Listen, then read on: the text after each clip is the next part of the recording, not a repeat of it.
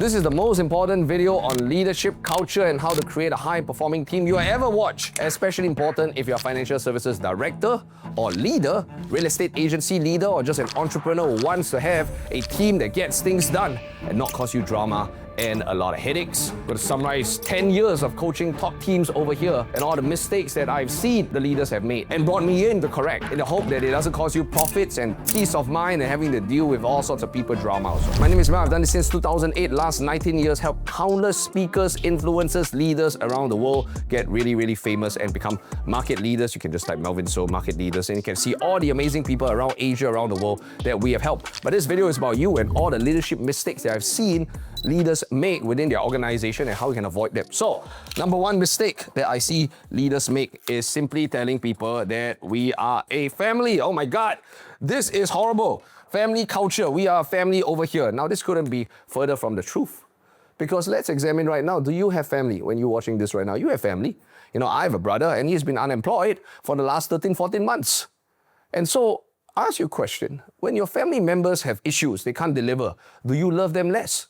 Well, hopefully the answer is no. Hopefully the love you have for your family members are not affected and influenced by their performance. Because why? They are family. At the same time, you run a sales organization, can you have people not deliver for 12, 13, 14 months? No, you can't. If you run a sales organization and it'll do well for that length of time, either they go or you go. You're probably a bad leader if you allow them to stick around. So we can't tell people that we are family because why? Family doesn't really care that much about performance. We have to tell people that we are a team. Straight up, we have a team. So what is the meaning of a team? A team is dependent on one word, and the word is results. We need to get results. So we are here to support you. We are here to encourage you to be the best version of yourself, but unlike a family where you don't really care about performance, we do. We are a high-performing team, and you need to let people know this upfront.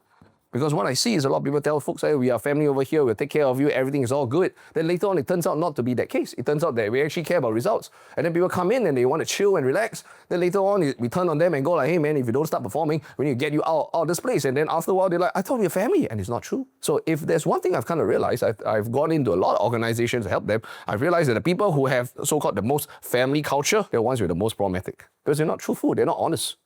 And it's not really a family. We are a team. We need to get things done. So that's number one. Number two, we have to realize that at the end of the day, we are here to be a leader.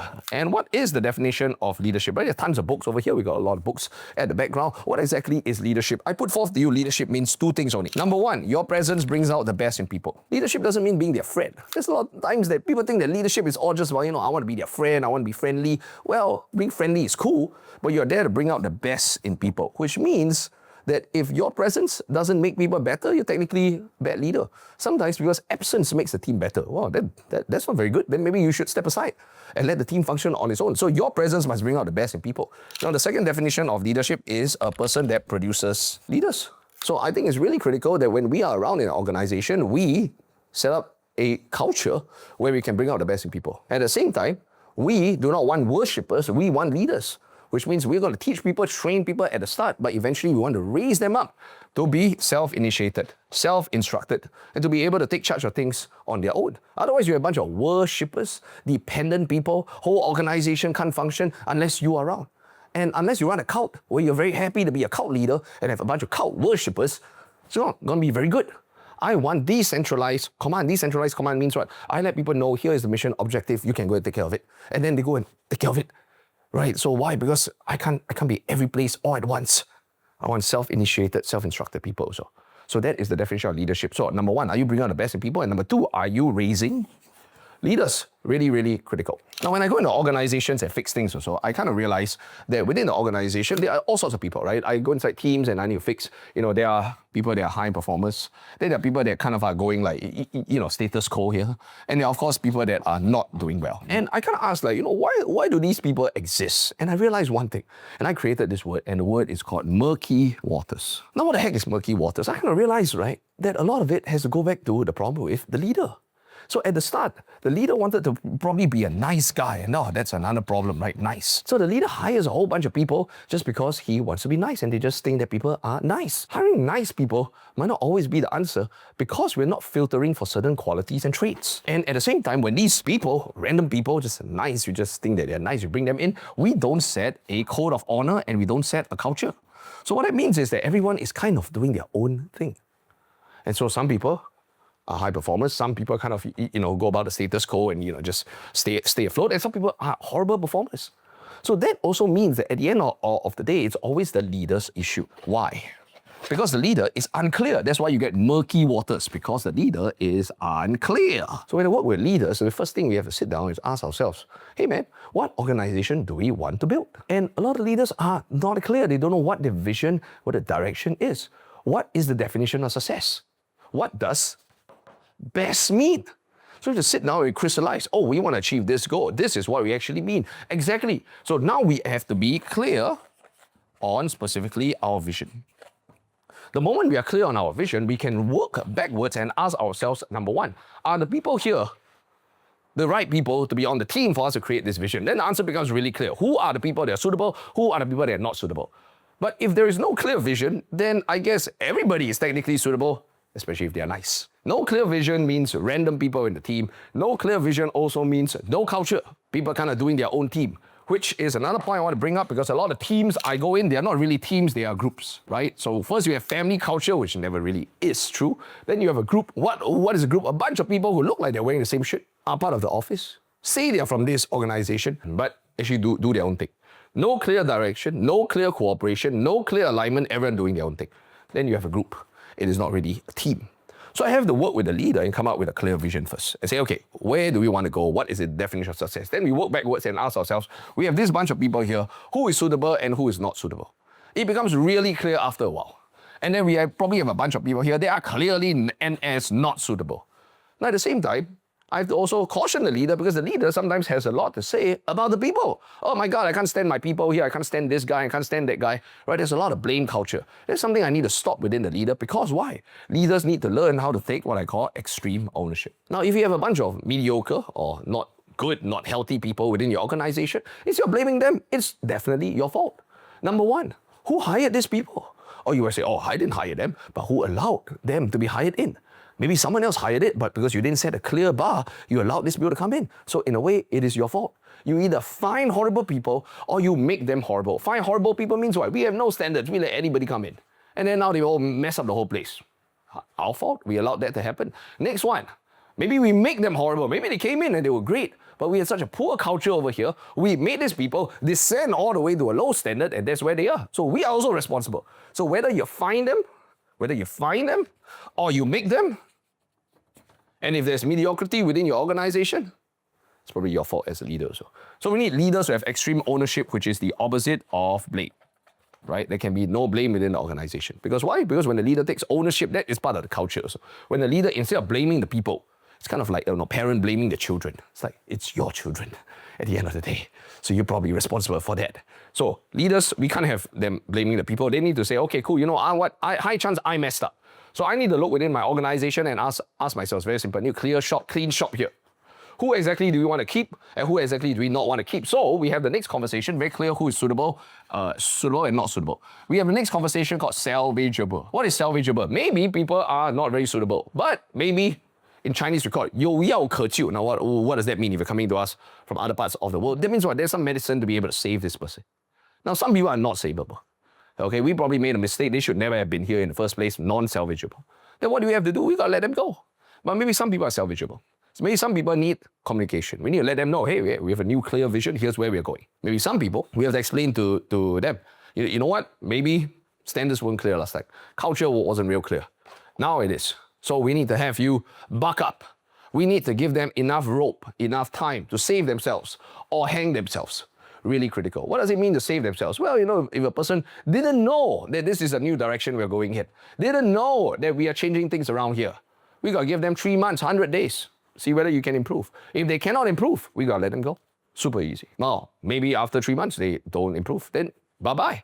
Maybe 3 months, they get the message and they buck up. Congratulations, they move under suitable. Really, really critical. Now, this also involves the leader having to do something called courageous conversations, right? Pardon my doctor handwriting over here.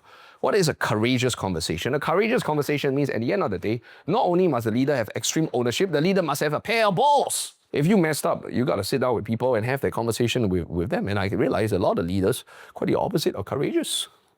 A little bit cowardly. I totally get it. They want to be nice. It goes back to that. Nice. So hire nice people, they want to be the fun guy or the fun gal. They don't want to sit down and tell people, give people feedback, tell them, hey, you know what, you're messing up. Here's where we want to go. I might have made a mistake, either shape up or shape out, but it requires you to have courage. Because courage makes things clear. Super important. Not many leaders do that also.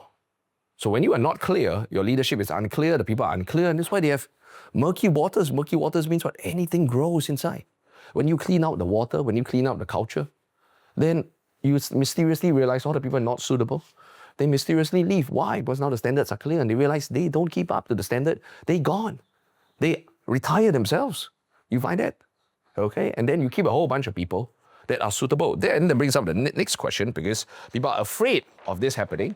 Say, oh my God, I got people leaving. Let me explain to you. When I go into an organization and help people, usually it gets worse before it gets better. Why? It looks superficially like it's getting worse. But it's kind of like detox. What is detox? You get rid of a whole bunch of cancer. There's some tumors and cancers within your organization, and people just not really performing. We need to get rid of these people first. Okay, so it looks like we're going to have lesser headcount. It looks like people are leaving, but that needs to happen so that we can make what? We can make space, right? Get rid of the trash. We got to make space for new and better people to come in. Also, by the cancerous people leaving, we improve the culture. What gets A players to leave the place? Very simple. The existence of C players and D players. You know, if I'm a top player and I exist over here and I'm working my ass off, and there are people over here doing absolutely nothing and just bumming around, and sooner or later, I don't want to stay here. So if we get rid of all the cancerous people and we let people know, we send a clear message to the A players, hey man, we are a top performing organization, change is coming around here. All the A players stay and all the C and D players get out.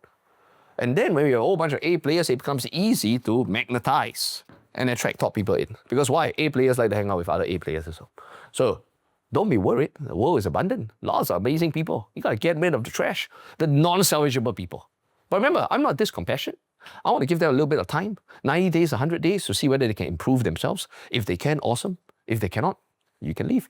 We can make space there. So really, really critical to let people know that these things are happening as well. At the end of the day, we also need culture. And culture comes down to a code. A code is when you let people know a few things. Number one, values, vision, yes and no. I call these expectations. And remember, a lot of nice leaders, they don't have this well stipulated. What are values? In our organization, what exactly do we believe in? Core values we have here. Now, different organizations have different core values. Some people believe in being a leader, some people believe in giving it 100%, some people believe in balance, whatever it is. But you must be clear once again. And let your people know this is what we believe, this is how we run the team. People who are alive to these values will stay on here for a long time. We need to make sure that every single person knows where we are going. We're not really a team unless we all know where we're going. Can't think of it like Dragon Boat, right? I can't have people rowing in different directions, rowing on different rhythms. So if you're going to be on the team, then there's synergy when you're all going in the same direction. There's non-synergy. In fact, there's conflict. I pull right, you pull left. We're going nowhere. So if you're not having alignment, clarity on direction, and synergy, moving in the same direction, then we're basically having conflict. So it's much better to not have that person around. So we must be very clear about the vision and must be aligned with the vision. We must have very clear values on what we believe in. Then next, we must have expectations, which is what? How do we behave? What is acceptable here? And what is not acceptable here? Sometimes we'll go, oh my God, why is that person behaving like this? Then I like to ask also, was it ever written or communicated that this behavior is not acceptable? No. Then how do you know the person's doing bad? Because they were never told. Now, it's very clearly stipulated that this behavior is not right, and they're still doing it, then it's on them. But if you never communicated this at all, then it's on you. You can realize that leadership, there's a lot behind it also, right? But must first come from clarity of vision. It must first come from what do you want to create? And that's why you're paid the big bucks. That's why you are the CEO or the leader or the founder or whatever heck the title is or so. You have to know where you're going. Then in so doing, you work backwards and start communicating this to people. Really, really important. At the end of the day, I want to talk about one last concept as well. And I've noticed that a lot of leaders make one of two mistakes. Now, I realize in the sales industry, sales teams, they're entrepreneurs, and maybe they're naturally very good at doing stuff. But they're not always very great leaders. I've come to realize within sales organizations, sales leaders especially, the traits that make a good salesperson: ambitious, sometimes self-centered, focus entirely on their goals, aggressive. It's a very high-performing individual kind of traits. But these don't lend itself always to being a great leader. Maybe a great leader is the idea of being able to train people, bring out the best in people, empathetic, listen, etc. And so these traits that bring a person to sales success might not be transferable automatically to leadership. And so these folks who are really, really ambitious and aggressive, doing well with sales, make one of two sales mistakes. Number one, they're either aloof. What is the meaning of aloof? Which means when they train people, they don't really care as much about them. Tell them, oh, hey, just come in, watch how I do it. Then they get really, really upset when their recruits or their new members or their new team members aren't catching the ball because there is no system around, right? Maybe they went through it the hard way or so they just ask people to observe them and get real impatient when people don't catch it as fast enough or so. So when you're aloof to people, your people will feel neglected. And when they feel neglected, sooner or later, they will leave. And they will be very upset. Because why? There is no real training, no real encouragement. Just do it, sink or swim. These people say, it's a numbers game. It's really like essentially tossing 10 people that can't swim inside the water and just see, okay, who can kind of make it? What if 8 die? Well, if they die, they die. Well, that's not really good. They're going to leave or they're going to die. So on another side, we have folks that I call mother and father. And so I coined this term called mothering and fathering, which I kind of see a lot. Mothering and fathering is when the leader has gone through a lot of pain, hardship in the past, and now they want their recruits never to face this or so. So instead of training them, they do everything for them. Oh, that's not good, man. So let me tell you a story or so. When I was young, I was in primary school here in Singapore, and I was not good at art. Now, you see, my mom gave me an opportunity to learn how to draw. My mom wanted me to get A's so much, she would do all my art homework. And my mom's a good artist also. So all I learned is every single day or every single week when I art homework, I would just go home, tell my mom what the teacher wanted, and my mom would draw. It's just insane. My mom would draw, she would color, she would do such a good job. All I had to do was communicate and tell her what to do. She would draw it, I'll take it and give it to my teacher. I always got an A. Now I remember this one time here in primary 5. The teacher said, hey, you know what, today we're going to do the art on the spot. I panicked also, because remember, I didn't know how to draw shit. All I know how to do is go back and tell my mom what exactly she would draw. And say, oh shit, today I got to draw on the spot. And so for the 45 minutes, I did the best art I could do in my entire life. My young life back then. And I drew it. And got a D. And the teacher was real curious. She wanted to have a conversation with me. Why is the art so bad today? I want to tell her, excuse me, this is the best art I've ever drawn in my life. Now, what was her mistake? She did mothering and fathering. Mothering and fathering means she never gave me a chance to learn. If you shelter your recruits and your team members from hardship of the world, take care of all their work so that they can just come and exist, even get awards, but they don't have to go out there and suffer, then sooner or later, without you, they'll be disempowered. In fact, even with you, they're disempowered. One day, if you can't take care of them, they don't actually know how to do it on their own. You're raising a 25, 30, 35, 40 or older child. Year-old child. Can a person be 35, 40, 50 and still be a child? Yes. If they never learned no skills, then they're going to be a child, right? Because mothering and fathering produces the opposite, which is children. That's not good as well. And children usually, when you take care of everything for them, they usually turn out to be ENUG. Entitled and ungrateful. Have you experienced that before? Right? So they start to get upset when you're like, hey, how come you didn't do this for me? You're like, oh my God, I'm doing your work for you. So that's not good.